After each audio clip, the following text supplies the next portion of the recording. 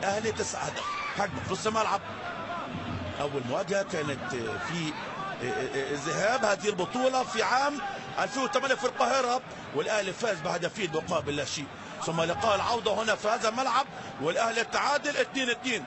ثم المواجهه الثالثه في المربع الذهبي في هذه البطوله في عام 2013. استلام بهجمه خطيره لعبد الله السعيد، الاستلام روعه والمهاره اروع والتحرك ممتاز، هوب عرضيه والهدف جول. الهدف الاول. الله الله الله الله على النادي الاهلي. الهدف الجميل في الباصه الروعه من عبد الله السعيد والتحرك الممتاز من مؤمن زكريا، ولعب عرضيه ساحره، هديه جميله لقدم اللاعب الايفواري سليمان الكوليبالي.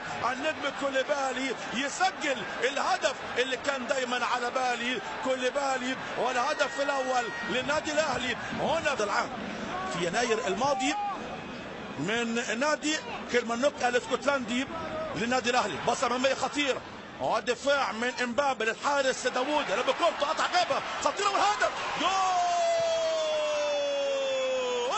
الهدف الثاني، عملوها ثاني وسجلوا الهدف الثاني.